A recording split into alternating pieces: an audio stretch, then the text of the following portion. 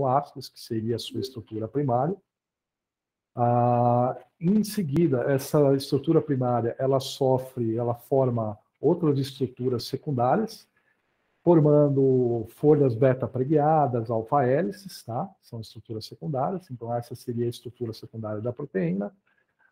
Por sua vez, a proteína ainda é organizada em estrutura terciária, que seria a cadeia polipeptídica, formada por diversos domínios ou diversas porções da proteína, contendo essas diferentes estruturas secundárias. E, por fim, a proteína, na sua estrutura quaternária, ela é formada por uma ou várias subunidades das estruturas terciárias. E a gente está conversando nesse webinário a respeito de método de purificação de proteínas, certo? As proteínas, como eu disse, são biomoléculas, e os métodos de purificação de proteínas nada mais são do que métodos de isolamento das biomoléculas. São métodos que vocês podem realizar, que a gente pode realizar, para separar, isolar essas biomoléculas, né? Esse isolamento da proteína, ela é uma etapa que precede estudos de características físico e químicas dessas proteínas. Também da sua estrutura tridimensional e também para a compreensão de suas propriedades biológicas. Então, esses métodos, inicialmente, você tem uma quantidade de amostra com várias proteínas de uma determinada célula ou de um determinado tecido. Ao realizar esses métodos de purificação, você obtém, então, uma proteína isolada. Essa é o princípio da técnica, né, da purificação de proteína. Existe uma grande variedade de métodos que visam a separação dessas biomoléculas, né? Os métodos de separação de biomoléculas, eles podem ser agrupados em duas categorias. Então, inicialmente, a gente pode separar em métodos baseados nas características físico-químicas das biomoléculas, como o tamanho, a massa, a densidade, por exemplo, na cromatografia de geofiltração, pela carga elétrica dessas proteínas, por exemplo, na cromatografia de troca iônica, eu vou mostrar para vocês em detalhes cada uma dessas. Ainda é possível, nesses métodos, nos métodos baseados nas características físico-químicas, separar essas proteínas pela solubilidade ou hidrofobicidade dessas biomoléculas, como na cromatografia de fase reversa. E a outra categoria que os métodos de separação de biomoléculas podem ser separados seriam os métodos baseados em afinidade biológica, que exploram a interação entre duas moléculas, como é o caso da cromatografia de afinidade. Então, inicialmente, né, como que a técnica de cromatografia foi desenvolvida? Ela foi desenvolvida inicialmente em 1910, por esse pesquisador, Mikhail Semyonovich Tsuet, que é filho de russo, nascido na Itália. Ele, em sua tese de doutorado, né, intitulada Clorofilas no Mundo Vegetal e Animal, ele descreveu uma invenção, né, que foi criada inicialmente para separar substâncias coloridas presentes nos vegetais. Ele deu o termo de cromatografia, ele mesmo cunhou esse termo, e essa palavra cromatografia, ela vem do grego, chroma, que significa cor, e grafia, que significa que significa grafia, né, escrita. Então, a junção dessas duas palavras, cromatografia, nada mais é do que a grafia das cores, né, a escrita das cores. Então, a definição de cromatografia, a cromatografia é um método físico-químico de separação dos componentes de uma mistura, que é realizada por meio de distribuição desses componentes em duas fases que estão em íntimo contato. Sendo essas fases a fase estacionária, aquela que se encontra parada, né, estacionária mesmo, de uma forma estacionária no sistema inteiro, e a fase móvel, que é aquela que vai se mover pelo sistema, sobre a fase estacionária. Então, vai ter uma interação entre a fase móvel e a fase estacionária. Então, a cromatografia, ela basicamente, comumente ela você inicia realizando ela com um material biológico, uma quantidade em torno de 100 gramas, é um exemplo, tá? Depois de realizar diversas etapas que fazem parte dessa técnica, como a precipitação com sal ou solvente, a própria cromatografia em diversos tipos de coluna, que eu vou mostrar para vocês, que podem ser realizadas, a alteração do pH, todos esses processos, né, que são realizados durante essa técnica, ele, como eu disse para vocês, ele é uma técnica para purificação, né, então para isolamento daquela proteína, e no final, você obtém daqueles 100 gramas de material inicial que você tinha, você vai obter geralmente uma quantidade de 0,001 gramas da proteína. Dos 100 gramas, você vai obter uma proteína de interesse em torno de 0,001 gramas, ou seja, 0,1 a 0,5% daquele total de 100 gramas inicialmente. Tá? Então, como vocês podem ver, é uma técnica que você concentra a amostra, certo? Você vai concentrando a amostra até obter uma amostra o mais pura possível. Os modos de cromatografia existentes, né, são dois. Então, a gente tem o bind elute, que também é representado pela sigla BE. Nesse modo de cromatografia, né, as moléculas de interesse elas vão se ligar na coluna cromatográfica e elas vão ser subsequentemente eluídas e podem, então, serem coletadas. Então, nessa condição, quem se liga na coluna é a proteína de interesse, é a amostra de interesse. Enquanto que no modo de cromatografia Flow-2, ou FT, né, a sigla FT, as condições da fase móvel elas são ajustadas de forma que a molécula de interesse não se liga. Então, quem vai se ligar na coluna, nesse caso, são os contaminantes, são as impurezas. E quem vai ser eluído no final vai ser a proteína de interesse. Tá? Quanto aos tipos de cromatografia existentes, né, a gente tem diversos tipos, entre eles a cromatografia em camada delgada, também chamada de planar, onde a fase estacionária ela é colocada sobre uma placa. Nós temos a cromatografia em coluna, que é muito comum, utilizada atualmente, que vai ser o principal assunto desse webinário, aonde a fase estacionária ela é colocada sobre um tubo cilíndrico. Nessa cromatografia de coluna, existem diversos tipos de coluna que variam em algumas características delas, né? Dentre elas, a principal característica que determina o seu tipo é o seu diâmetro interno. Então, nós temos a coluna preparativa, que tem um diâmetro interno que varia entre 6 a 50 milímetros. Nós temos as colunas analíticas, que o seu diâmetro interno varia de 2 a 6 milímetros. Nós temos as colunas de microdiâmetro, que variam de 1 a 2 milímetros. E nós temos as colunas de capilares, que são aquelas que possuem um diâmetro interno de menor do que de 1 milímetro. A gente vai ver também que, além dessa característica do diâmetro interno das colunas, a gente consegue também variar o material que existe dentro dessa coluna, né, do que a gente chama de resina. Cada coluna vai ter uma resina específica e essa coluna vai ser voltada para uma técnica cromatográfica específica. Vou mostrar mais para frente para vocês. Além dessas, a cromatografia ainda pode ser realizada como cromatografia gasosa. Então, ao invés da amostra estar num estado líquido, a amostra vai se encontrar numa forma de um gás inerte. Tá?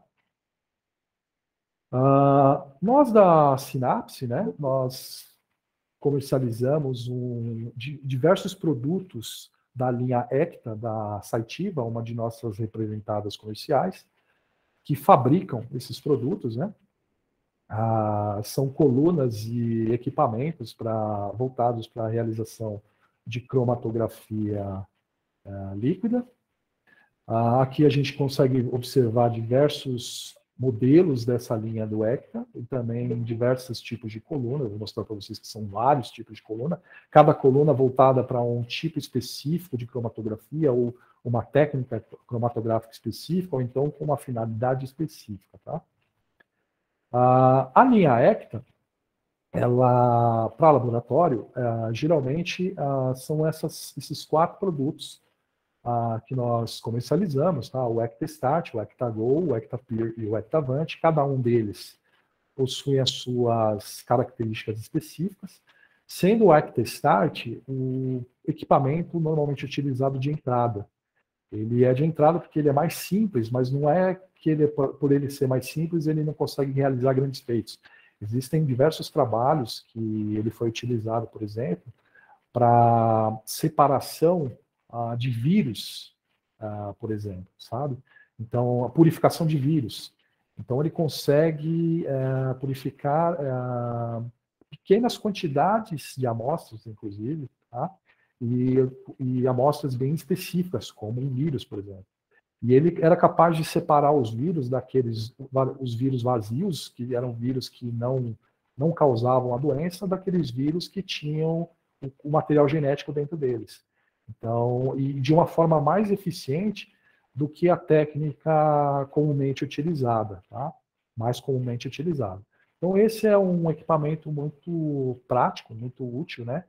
E ele realiza ele é uma transição, na verdade, entre uma purificação realizada de forma manual para a purificação automatizada. Depois do ECTASTAT, nós temos o ECTAGO, que é a evolução na linha, ela se torna mais complexa, ela é capaz de realizar mais técnicas cromatográficas do que o ECTASTAT. Pode ser usado, inclusive, em espaços frios, em câmaras frias, por exemplo, em ambientes resfriados, né, que necessitam de resfriamento, por exemplo. Nós temos ainda depois uma evolução desse ECTAGO, nós temos o ECTAPEER, que é a terceira linha da linha dos ECTAs. Já nesse equipamento nós temos 2 divisões principais, que seria quanto ao fluxo, a razão de fluxo de trabalho desses equipamentos. Então nós temos a capacidade de utilizar ele até 25 ml por minuto, ou no máximo até 150 ml por minuto, tá? E esse equipamento já possui uma grande capacidade de adicionais, né, de equipamentos opcionais que podem ser adicionados nele. Você consegue realizar várias técnicas cromatográficas em série com esse equipamento. E ele tem uma característica interessante nele, que a partir dessa linha, a gente já consegue colocar um monocromador, que é um leitor de comprimento de onda, de várias faixas de comprimento de onda diferentes. Então você consegue trabalhar com diversos tipos de proteínas diferentes nesse equipamento. O ECTAVANT, por sua vez, é o último equipamento, é o mais avançado de todos eles. Ele tem todas as características dos anteriores e possui ainda mais opcionais e ainda mais capacidade de escalabilidade, né? Também ele tem uma linha voltada para um fluxo de até 25 ml por minuto e uma outra linha voltada para um fluxo de até 150 ml por minuto. Ele pode ser, inclusive, ser utilizado na indústria também, não só em escala laboratorial. Tá? Mas como que funciona, né, o princípio da cromatografia? Né? Então, eu falei para vocês das colunas, e as colunas nada mais são do que um tubo cilíndrico aberto nas 2 extremidades, que ele é preenchido com uma matriz ou uma resina, chamado de gel cromatográfico. Essa resina tem certas características que vão, dependendo do seu formato e de seus ligantes, né, de constituintes do sistema, eles vão realizar a cromatografia numa técnica específica, numa dada técnica específica, cromatográfica. Né? Nessa coluna, você deve passar por ela constantemente um tampão para manter o sistema equilibrado, com um equilíbrio de pressão, inclusive. Então, você vai ter uma pressão de entrada na coluna, uma pressão de saída, uma pressão também dentro da coluna, né? Essas pressões são variáveis e elas variam conforme você adiciona tampão ou adiciona alguma outra solução no sistema, ou ainda adiciona a própria amostra. Isso tudo acaba variando essa pressão. Você consegue ajustar essa pressão, e essa pressão é importante porque ela vai, digamos, facilitar ou dificultar o processo de purificação. Então, a coluna, né, aqui nessa figura ao centro, é um zoom, né, como se estivesse dando um zoom na matriz dessa coluna. Vocês podem observar que ela é formada por esferas, tá? Ou poros, que são quem vai realizar essa filtração, essa separação da proteína propriamente dita. Então, inicialmente, no sistema de cromatografia, a gente passa pela coluna um tampão comum, tá? Que vai realizar o equilíbrio do sistema. Como eu disse, vai manter a pressão no estado ótimo, por exemplo, ou o fluxo no estado ótimo. Depois disso, a gente passa nessa coluna a amostra, contendo a proteína de interesse e outras proteínas que a gente ainda não separou. Depois disso, a gente coleta a amostra de carregamento, chamada amostra de carregamento, e no terceiro passo, a gente passa essa amostra, um outro tampão, desculpe, na coluna. Esse tampão ele vai segurar, a coluna vai segurar a amostra de interesse, por exemplo, a proteína de interesse, enquanto que vai soltar na outra extremidade da coluna aquelas proteínas que a gente quer descartar, que a gente não vai utilizar, não vai usar para coletar no final. E por fim, a gente realiza a eluição, que a gente passa um tampão que faz com que a proteína que estava adsorvida ou presa na coluna, né, se solte da coluna e seja eluída no final no seu estado mais puro, tá? Então, a purificação, ela possui algumas etapas, né, que podem ser feitas todas elas ou parte delas, dependendo da necessidade que você precisa, ou o grau de pureza que você precisa. Eu vou mostrar para vocês depois, um pouco para frente aqui, que dependendo da etapa, quantas etapas você fizer, você vai conseguir variar esse grau de pureza da amostra, tá? Então, inicialmente, a gente procura realizar uma fase que é chamada de preparação, que não é uma fase propriamente dita da purificação, mas é uma fase de preparação da amostra. Literalmente, uma fase que você prepara a amostra para que essa amostra possa ser purificada. Então, depois dessa fase de preparação, que você prepara essa amostra para ela poder ser purificada, a gente realiza o que é dita a primeira etapa de purificação, que é a etapa de captura. Nessa etapa, a gente isola, a gente concentra e estabiliza a amostra. Tá? Então, nessa etapa, a gente, considerando uma pirâmide, né, com as características do sistema, então a gente está dando ênfase na velocidade nessa etapa e a capacidade de separação desse sistema. Nessa fase, normalmente se usa partículas da matriz ou da resina da coluna, que possuem os maiores diâmetros. Então, são as maiores partículas nesse momento. É feita, então, inicialmente a captura, né? Depois dessa etapa, nós temos, então, a purificação intermediária, que serve para remover impurezas. Nessa fase, a gente dá ênfase no vértice da pirâmide, que considera a capacidade e a resolução do sistema de purificação. E, comumente, nessa fase, a gente utiliza esferas ou partículas na resina que possuem um tamanho moderado, considerado um tamanho moderado para os tamanhos comuns utilizados na coluna, né? Então, nessa fase, a gente realiza a remoção adicional de impurezas e faz a purificação e concentração da amostra. E, por fim, quando a gente precisa de realizar uma purificação adicional para obter uma alta pureza, então a gente deve realizar a etapa de polimento, que seria a última etapa da purificação. Nessa etapa, a gente atinge os níveis mais altos de pureza. E, comumente, para atingir esses níveis mais altos de pureza, a gente acaba sacrificando um pouco da amostra. Então, a gente vai conseguir uma quantidade de amostra bem pequena nessa etapa de purificação, exatamente porque vai sobrar a amostra mais pura possível, né?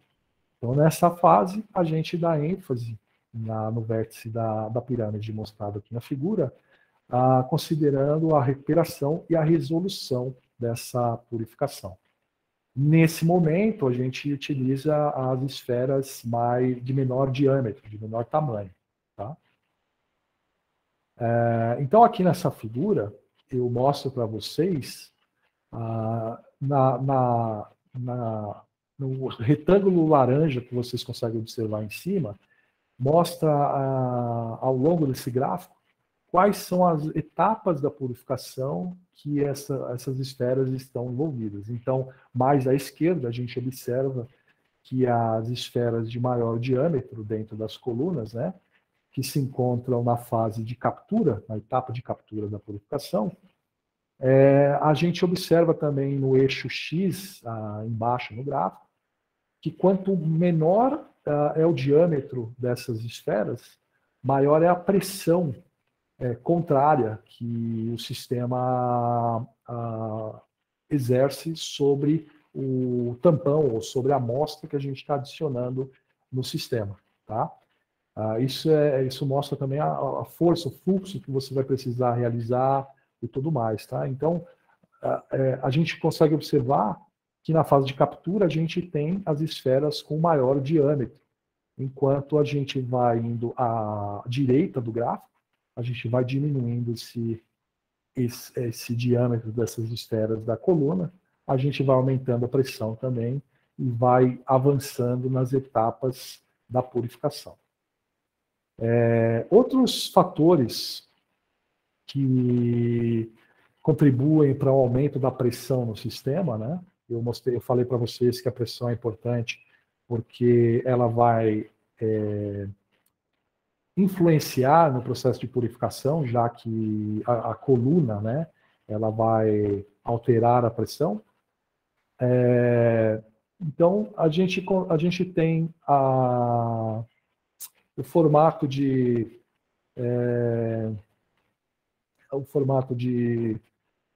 da temperatura envolvida no sistema, que quanto menor a temperatura, maior a viscosidade, a gente torna o material que a gente está passando pelo sistema mais viscoso, isso aumenta a pressão. O tipo de coluna que a gente está utilizando, tá? Então, não só o tipo de coluna, também o tampão que a gente utiliza no sistema, que vai passar na coluna, dependendo da viscosidade desse tampão, também vai alterar a pressão interna. Também a forma que a gente vai fazer com que as soluções, os tampões, as amostras, elas percorram os tubos formados nesse sistema. Existem tubos nesse sistema, né, que transportam essas soluções, essas amostras, e esses tubos, dependendo da forma que a gente injetar essa amostra no sistema, ou dependendo da força que a gente fizer isso, o fluxo que vai ocorrer dentro desses tubos vai ser diferente, e isso a gente vai observar, eu vou mostrar mais para frente para vocês, que isso vai levar a uma alteração no resultado da purificação, tá? Então, todos esses fatores, eles contribuem para um aumento da pressão interna no sistema. Eu mostrei para vocês nesse gráfico aqui que as menores esferas que estão já lá na fase de polimento, né, na etapa de polimento da purificação, por exemplo, são as que estão nas colunas Superdex Increase, que a Cytiva fabrica, e nós comercializamos. Né? Então, essa resina, né, as esferas dessa resina, ela está exemplificada aqui nessa figura para vocês terem uma ideia. O tamanho dessa partícula ela pode ser pequena, chegar em tamanho de diâmetro de 9 micrômetros, para vocês terem uma ideia do tamanho ínfimo que essas esferas podem ter dentro da coluna. Tá? E essas colunas elas são formadas por uma rede de agarose ligada em formato de cruz, e também misturada a dextrano, que é um polissacarídeo que é produzido por bactérias. Essas esferas são ideais para realizar separação de amostras bastante viscosas, como a ureia, por exemplo. Tá? Eu queria mostrar essa esfera, porque essa esfera é a menor esfera que tem e é a que está mais envolvida com um processo de purificação dos níveis mais altos de purificação das amostras. Né? Então, como que essa purificação ela ocorre? Né? Eu falei para vocês que as técnicas cromatográficas elas utilizam as características físico-químicas das proteínas, né, para fazer essa separação. Então, as técnicas cromatográficas, cada técnica cromatográfica, ela vai se utilizar de uma característica específica da proteína para poder fazer essa separação. Então, nós temos a cromatografia de troca iônica, que ela vai levar em consideração a carga elétrica dessa proteína, tá? Então, se ela for mais positiva ou menos positiva, ela vai ser mais ou menos separada, por exemplo, tá? Outra técnica cromatográfica que nós temos, que usa uma característica das proteínas, é a cromatografia por afinidade, que ela separa as proteínas pela especificidade dela, então, especificamente pela afinidade que essa proteína, determinada proteína, tem por outra molécula, tá? Por exemplo, um anticorpo, né? Ou então uma cauda de histidina, que eu vou mostrar para vocês mais para frente o que seria, né? Que também pode ser utilizada nesse tipo de técnica cromatográfica. Nós ainda temos a característica da hidrofobicidade, então a repulsa que uma determinada proteína tem em relação à água pode ser utilizada também por uma técnica cromatográfica, e especificamente no caso da técnica cromatográfica seria da interação hidrofóbica. Então, a cromatografia de interação hidrofóbica, ela considera a hidrofobicidade da proteína. Nós temos ainda a cromatografia de exclusão de tamanho, que normalmente é a técnica cromatográfica utilizada na última etapa da purificação, mais voltada para o polimento. Tá? Então, a gente separa a proteína pelo tamanho, né, esse tipo de técnica cromatográfica. E nós ainda podemos ter a técnica multimodal de cromatografia, que é aquela que usa várias características, como a carga elétrica e a hidrofobicidade ao mesmo tempo, por exemplo, para realizar a separação da proteína. Então, aqui nessa figura, a gente consegue observar que cada uma dessas técnicas, elas consideram, como eu disse para vocês, uma característica específica da proteína, né, para realizar a separação, e cada uma delas possuem ligantes diferentes para realizar essa separação. Por exemplo, no caso da troca iônica, nós podemos ter ligantes ligados às esferas, que podem ser cátions, por exemplo, que vão se ligar a proteínas com carga elétrica diferente. Nós podemos ter, no caso da cromatografia por hidrofobicidade, né, a gente liga um ligante na esfera que tem uma afinidade específica à proteína, né, e essa proteína se liga nela. Ou ainda a gente tem a cromatografia de afinidade propriamente dita, que a gente tem um anticorpo ligado nas esferas que estão dentro da coluna cromatográfica. E aí, em cada um desses casos, a gente vai separar as proteínas pelas características que eu falei para vocês. A Cytiva, ela fabrica diversas colunas, tá? Representadas em cada um dos tipos de técnicas cromatográficas diferentes nessa figura. Aqui estão os nomes dessas colunas para vocês terem uma ideia. Não são só essas colunas, existem outras. Eu vou mostrar algumas tabelas para vocês, mostrando diversas colunas, tá? Para casos específicos.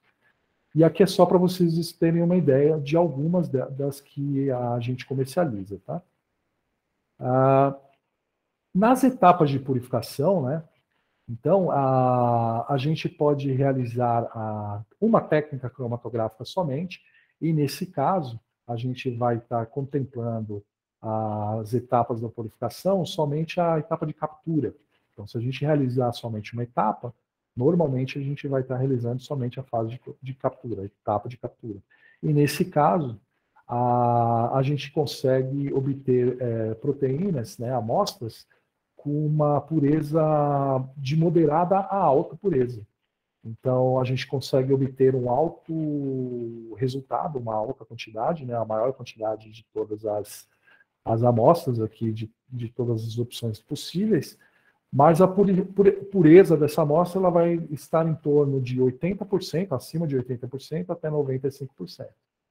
Se a gente utilizar duas técnicas cromatográficas, né, sendo a primeira na etapa de captura e a segunda na etapa de polimento, por exemplo, uma técnica de cromatografia por afinidade na primeira etapa e na segunda etapa uma cromatografia de exclusão de tamanho, a gente vai obter, por exemplo, uma alta pureza e um bom balanço entre a pureza e o rendimento da amostra.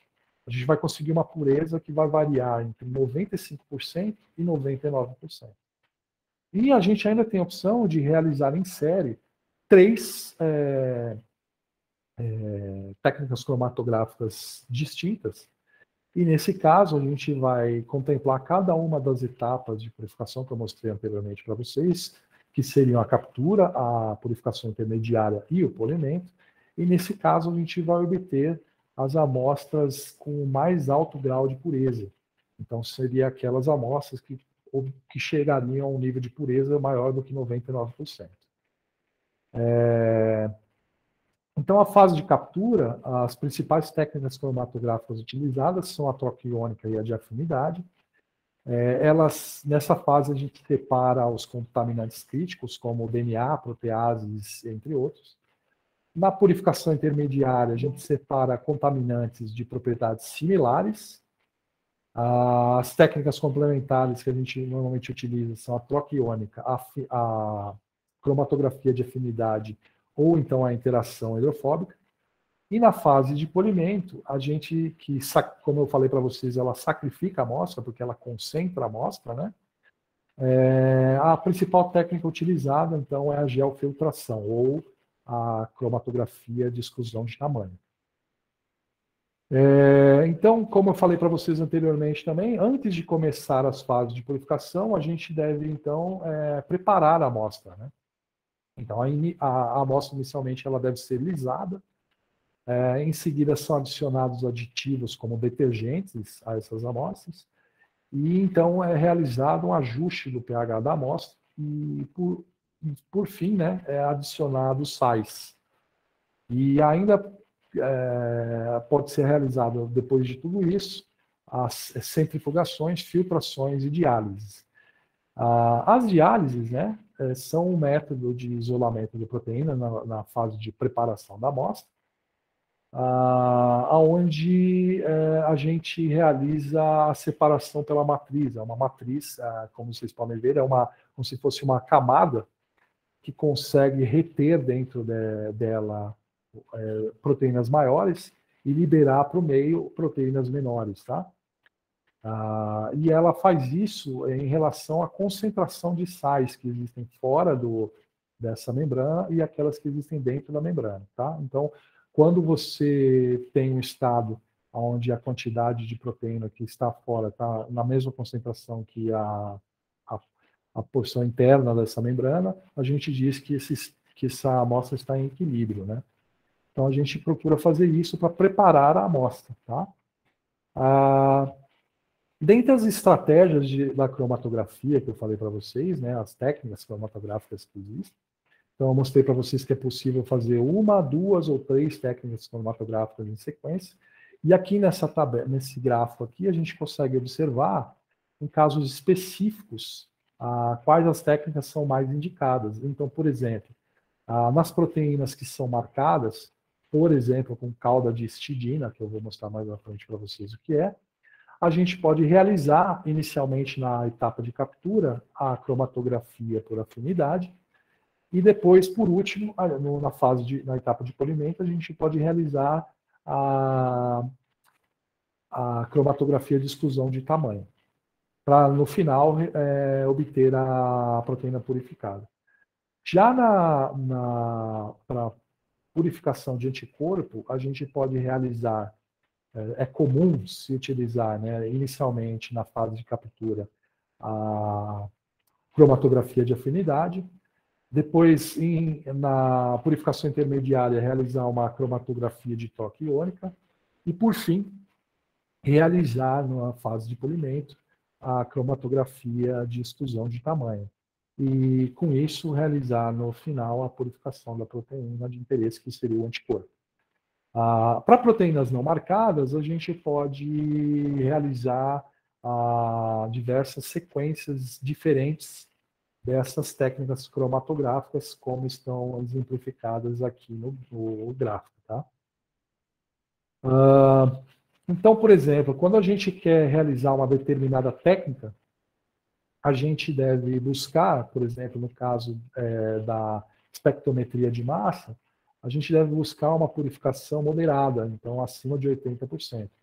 E conforme a gente vai avançando aqui nas técnicas, né, por exemplo, quando a gente vai para imunização por antígeno, por exemplo, essa purificação ela deve ser um pouco mais alta.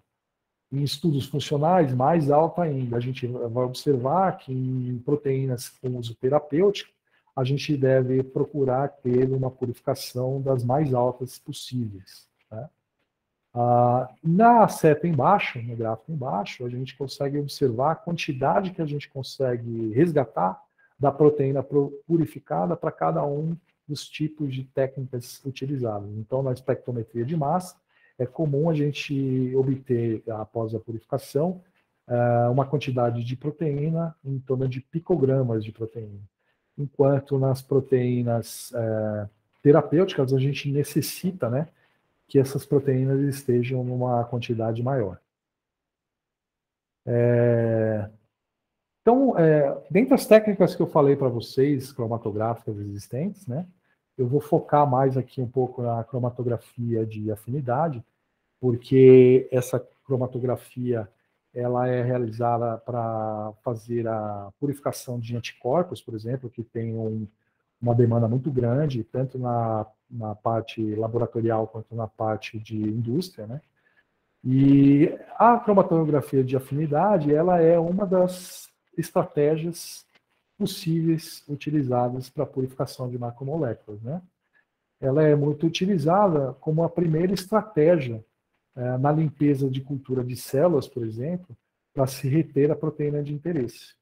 Ela é utilizada na primeira fase de purificação, que é a fase de captura, que eu falei para vocês, né? Então, nessa cromatografia, né, a gente passa pela coluna a proteína de interesse, que se liga temporariamente à coluna de forma específica, e todo o material restante ele é, então, descartado do sistema. Em seguida, ela então realizada uma lavagem da coluna com uma solução tampão, em geral, que tem um pH mais baixo, que compete pelas ligações da coluna com a proteína de interesse, fazendo com que essa proteína de interesse, então, ela seja eluída, né? Ela se solte e ela seja eluída. Então, aqui nessa figura, a gente observa esse processo, né, da cromatografia de afinidade. Então, a gente tem em vermelho, as esferas em vermelho seriam os ligantes ligados nas esferas que estão contidas na matriz da coluna, né, que seriam, por exemplo, um anticorpo. As proteínas verdes, as esferas verdes no desenho aqui, seriam a proteína de interesse, que seria aquela proteína que a gente quer purificar. E as outras esferas no desenho à esquerda, que estão embaixo na coluna, seriam aquelas proteínas que a gente quer descartar, que a gente quer separar, tirar elas da amostra de interesse. Então, geralmente, elas vão eluir primeiro, elas não vão se ligar no ligante que existe nas esferas da matriz, e elas vão acabar saindo primeiro da coluna.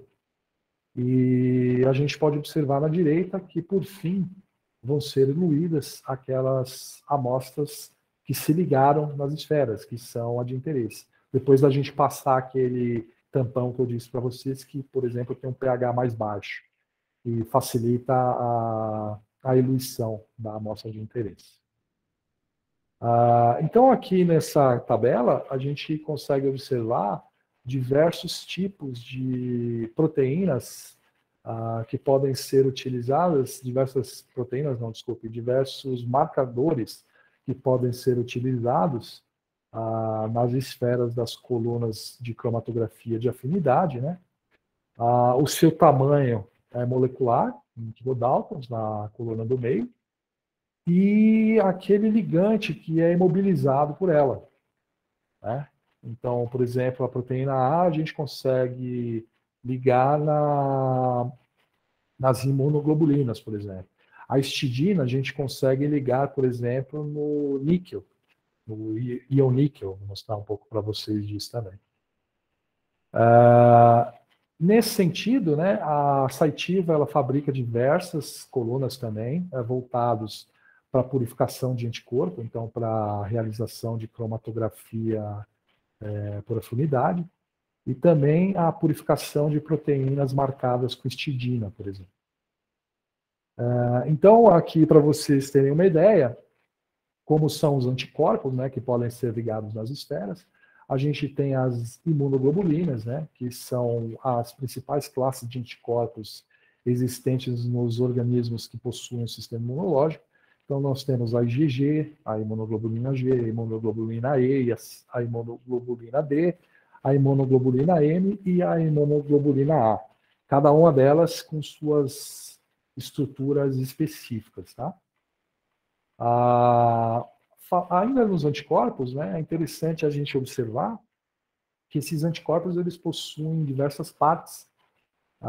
Então, elas possuem uma região variável, que é a região que geralmente varia entre os tipos de anticorpos diferentes, também chamado de FAB, fração, eu não lembro agora do inglês, mas é uma fração que está na parte da região variável, que é onde se liga aos antígenos, né? E nós temos a região constante, ou a região FC, que é formada geralmente pela cadeia pesada.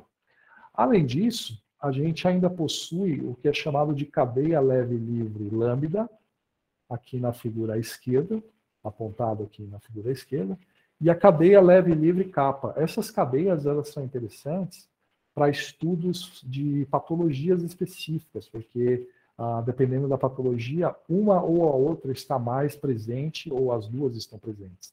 Então, é interessante também purificar esse tipo de amostra para esse tipo de estudo. Tá? Então, na cromatografia de afinidade, que eu falei para vocês, que é comumente utilizado para realizar a purificação de anticorpos ou então de fragmentos de anticorpos, né? Essa tabela aqui, ela pode auxiliar o pesquisador, ou quem estiver trabalhando com a cromatografia, para escolher aquela coluna que é voltada para aquela necessidade desse pesquisador. Então, por exemplo, se o pesquisador estiver realizando a purificação de fragmentos de anticorpos e anticorpos, se for de imunoglobulina humana, que vai para cima da tabela, ela pode seguir por 3 caminhos. Se for para uma purificação de rotina, que é a parte mais em cima aqui da tabela, ela ainda pode decidir por 2 caminhos diferentes, que seria quando a primeira escolha é para purificação de rotina, e aí ela selecionaria a coluna proteína A cefarose de alta performance, ou quando a alta capacidade de ligação é a prioridade. E nesse caso, seria a R-protein acefarose fast flow, seria outra coluna.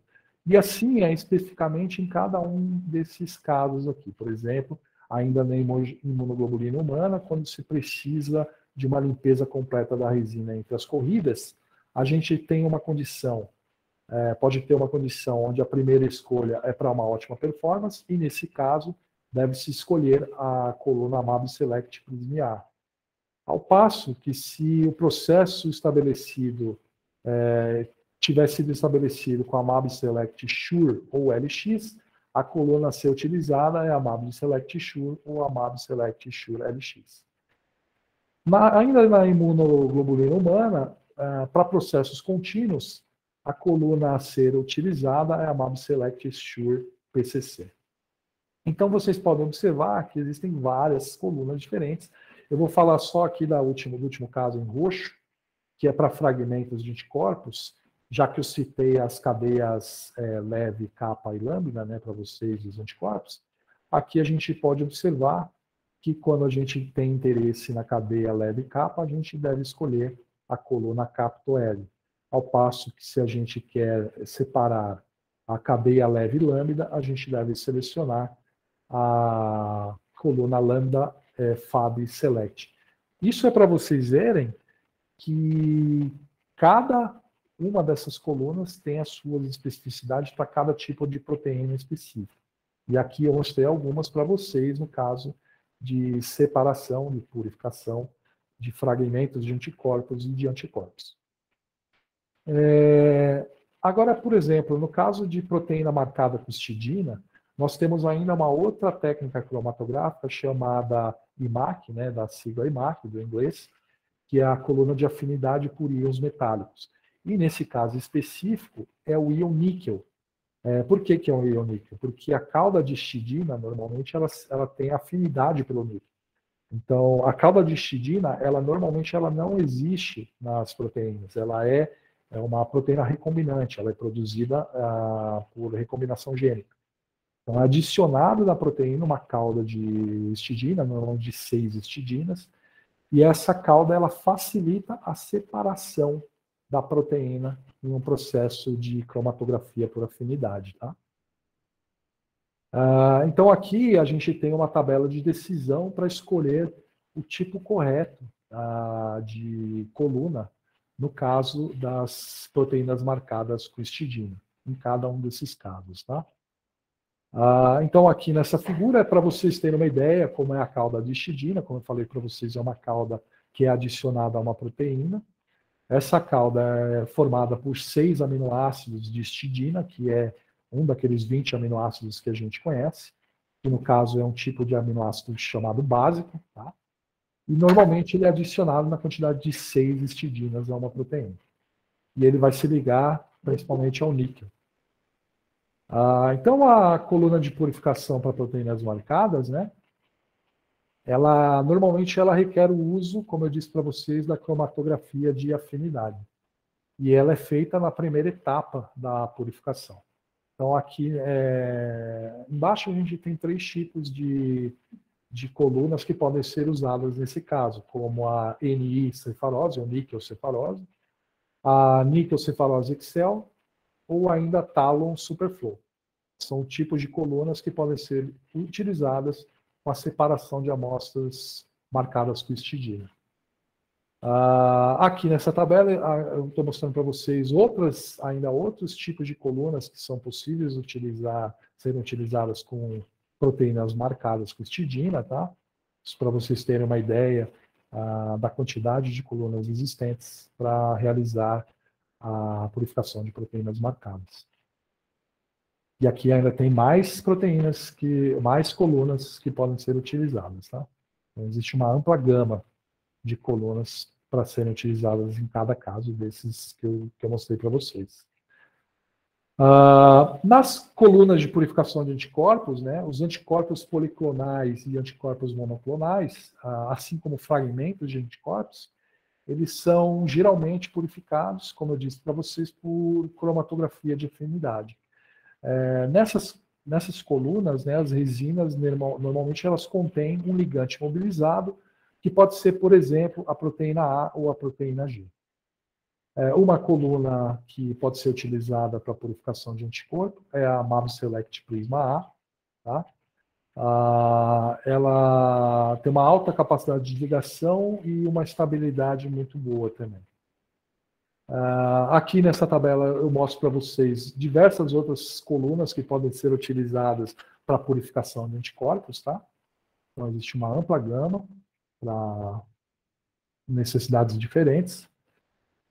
Aqui outras ligadas à proteína G, por exemplo, em cima, para fragmentos de anticorpos, como a High Traffic Protein L, ou High Screen Capital L, para IgM e IgY, por exemplo, e ainda aqui para purificação de grupos específicos, outros grupos específicos de biomoléculas.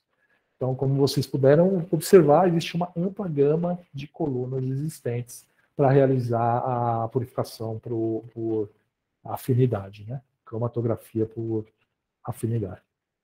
Então, a cromatografia por afinidade, ela é um dos métodos mais eficientes para a purificação das proteínas, já que a amostra se liga especificamente num anticorpo de interesse, né? Possibilitando, assim, um alto rendimento com um número reduzido de etapas. A cromatografia por afinidade, né, ela deve ser realizada, como que eu vou dizer, respeitando algumas etapas. Tá? Então, inicialmente, a gente deve definir, então, qual é o objetivo que a gente quer obter com a cromatografia de afinidade. Então, por exemplo, para uso terapêutico ou estudos em vivo, a gente deve procurar realizar as etapas de purificação, né, de forma que a gente obtenha amostras as mais purificadas possíveis. Então, com uma alta pureza, a mais alta pureza, que é acima de 99%. Enquanto que para métodos, estudos físico-químicos, como a cristalografia em raio-x, por exemplo, a gente pode utilizar amostras que estão com uma pureza alta, mas não tão alta assim, que elas variam entre 95% e 99%. É alta, né? É alta, mas não é extremamente alta, digamos assim. Enquanto que estudos ou trabalhos que a gente vai realizar a purificação, a produção de anticorpos, a gente pode utilizar uma amostra que possui uma purificação moderada menor do que 95%. Isso na cromatografia de afinidade. Isso para a gente definir o objetivo. Então, definido esse objetivo, a gente vai para a segunda etapa, que é definir as propriedades do alvo e dos contaminantes. Então, a gente pode observar nessa tabela que existem diversas propriedades, como a estabilidade, a temperatura de estabilidade da amostra, o pH de estabilidade, os solventes orgânicos que podem ser utilizados, a necessidade de uso de detergente ou não, a força iônica do sal utilizado, que mais? A sensibilidade a proteases, sensibilidade a íons metálicos, a sensibilidade de óxido-redução, o peso molecular, as características de carga elétrica da amostra, a afinidade bioespecífica, então a afinidade por um determinado anticorpo, modificações pós-tradicionais, a hidrofobicidade, todas essas são propriedades que a gente deve considerar na segunda etapa para realizar a cromatografia por afinidade. E ainda, por fim, né, a gente deve realizar testes para avaliar ou acompanhar o processo de purificação.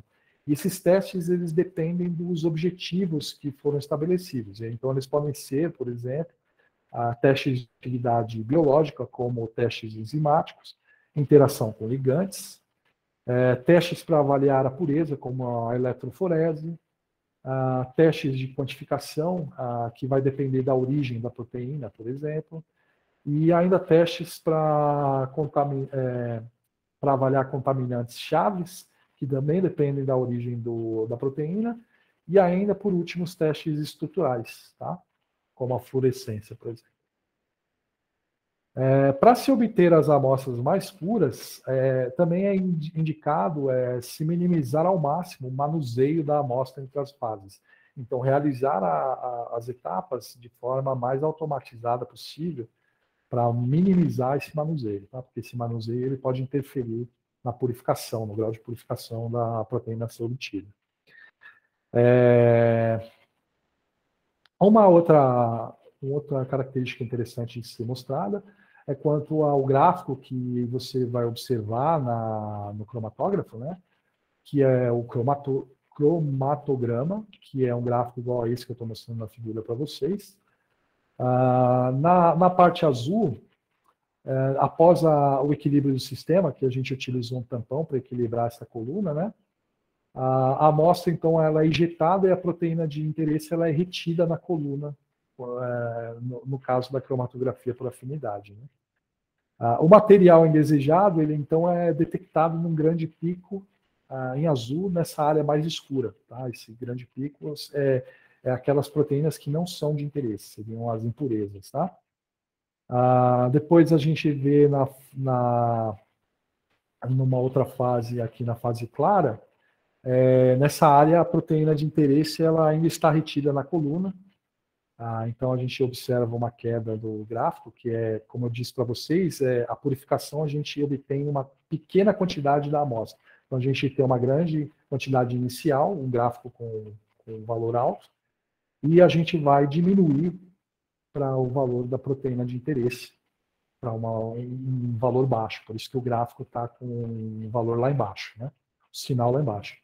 E depois a gente ainda observa em rosa claro a concentração, quando a concentração salina na coluna atinge o nível ideal, que é o momento que a gente deve eluir a proteína de interesse.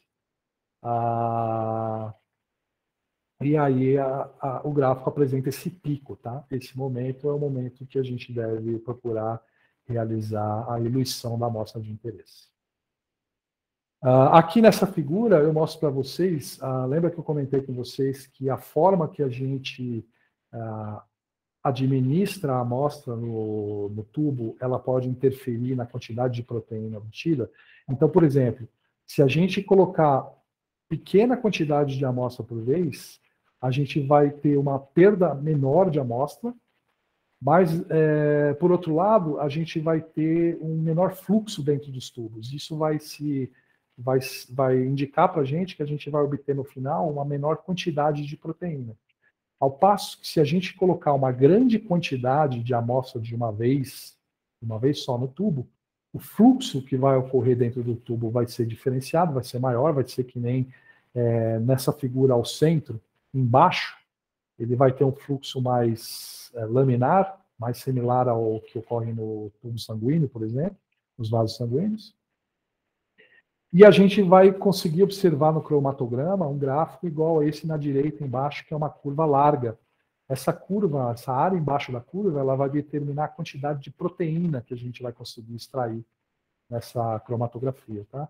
Então isso a gente vai conseguir uma alta reprodutibilidade nesse caso, mas também, por outro lado, a gente vai ter uma grande quantidade de perda de amostra.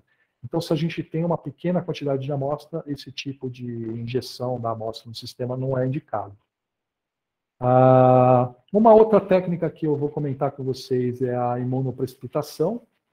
E a imunoprecipitação, ela é uma forma também usada para a gente realizar a purificação de amostra. Então, a gente adiciona uma amostra com antígeno no recipiente, adiciona um anticorpo, né, específico para imobilizar essa amostra. Esse anticorpo está preso a uma esfera. Tá? Após esse anticorpo se ligar à proteína de interesse, a gente vai realizar centrifugação para sedimentar esse anticorpo, tá? Marcado, né? Marcado não, desculpe, ligado, essa proteína de interesse, esse antígeno ligado a esse anticorpo, que está imobilizado na esfera. Por fim, a gente vai realizar uma lavagem dessa amostra para remover aquilo que não foi ligado, os contaminantes, né?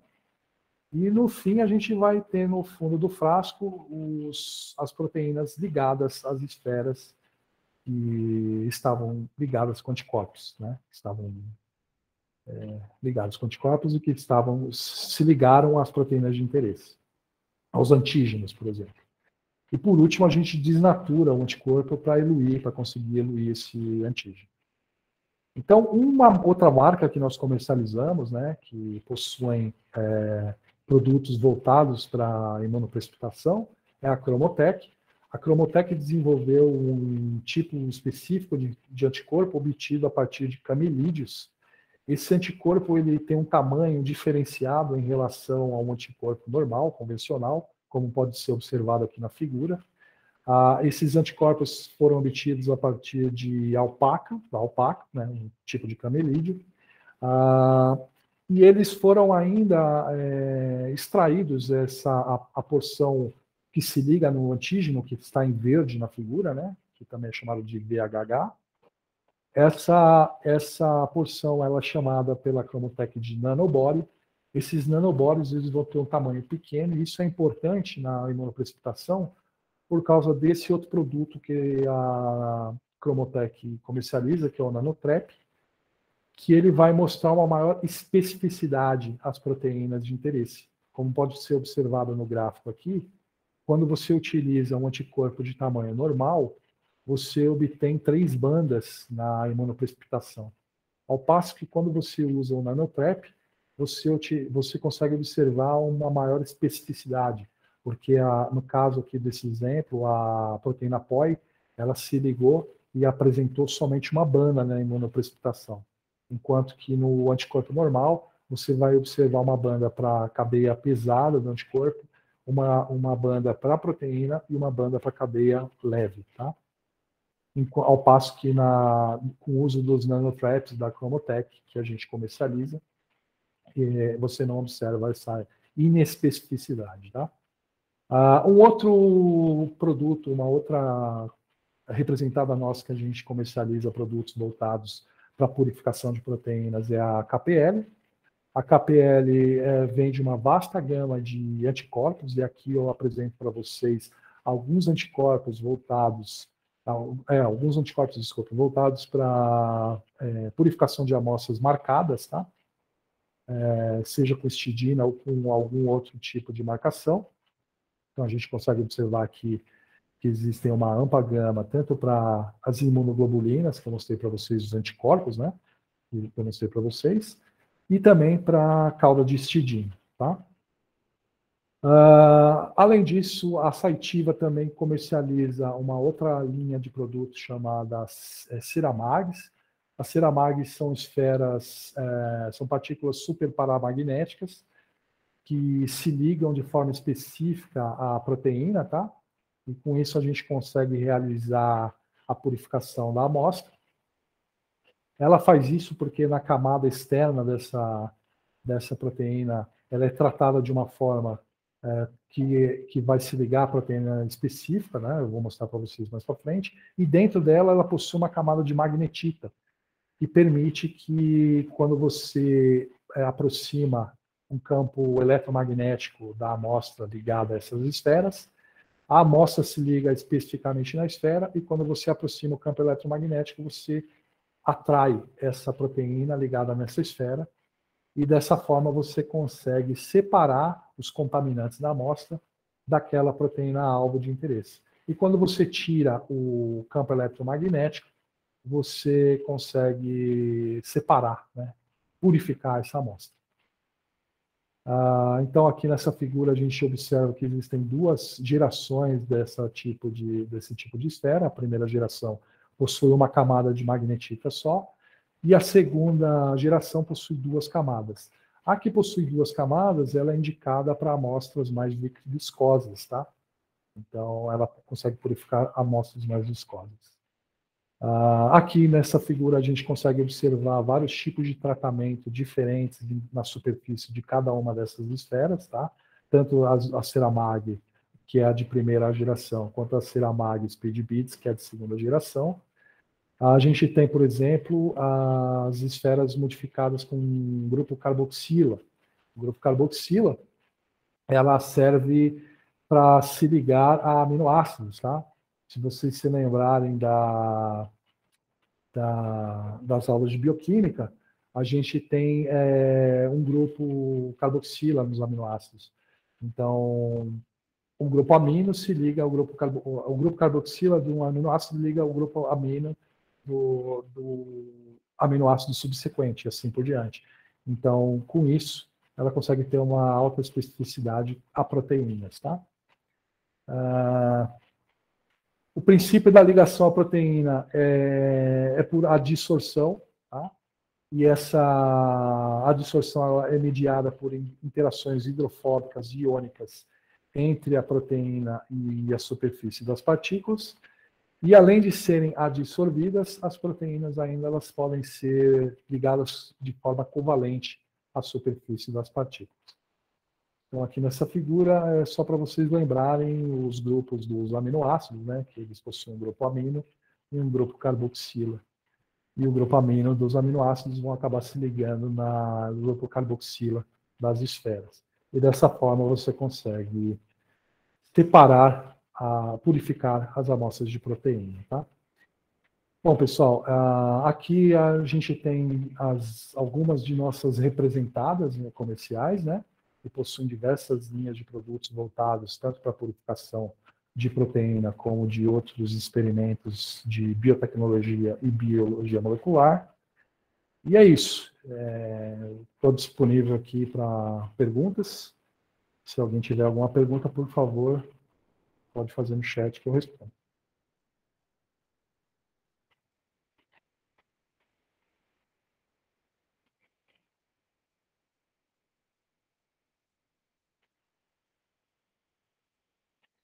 Alguém tem alguma pergunta?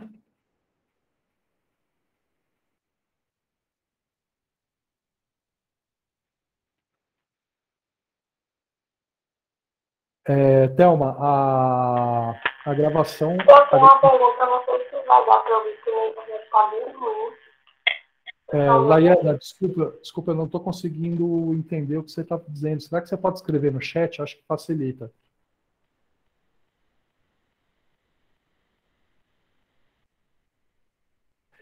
Thelma, só te respondendo, a gravação do webinário, ele vai ficar salvo no canal do YouTube da Sinapse Biotecnologia, tá? E aí você consegue assistir lá a qualquer momento, quando a gente tiver salvo essa apresentação lá.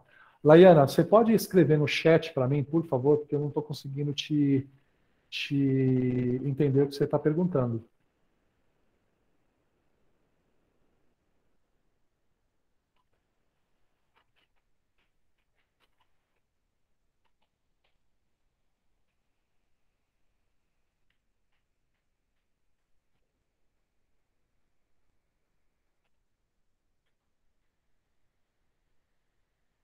Laiana, meu e-mail é pedro@sinapsebiotecnologia.com.br.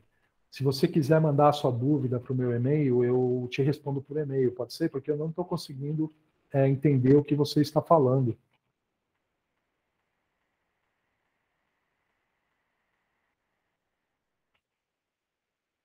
Bom, pessoal, eu estou disponível para perguntas. Se alguém tiver alguma pergunta e quiser falar. Lídia, vocês têm sistemas completos de diálise? Diálise, a gente possui alguns produtos voltados para diálise, sim. Algumas membranas. De cabeça, assim, eu não sei te dizer um nome específico, tá, Lídia? Mas se você procurar no site da Saitiva, ou mesmo se quiser que eu te mande um produto específico, você pode me mandar um e-mail que eu te mando por e-mail o código, o nome da membrana específica para diálise, tá ok?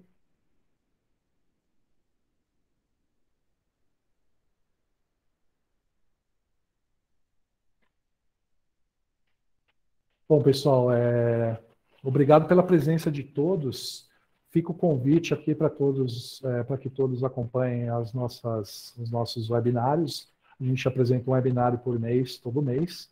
Além disso, a gente tem lives também com convidados aqui no canal da Sinapse Biotecnologia. E vocês fiquem à vontade para visitar nosso canal sempre que quiserem. Obrigado a todos, e é isso.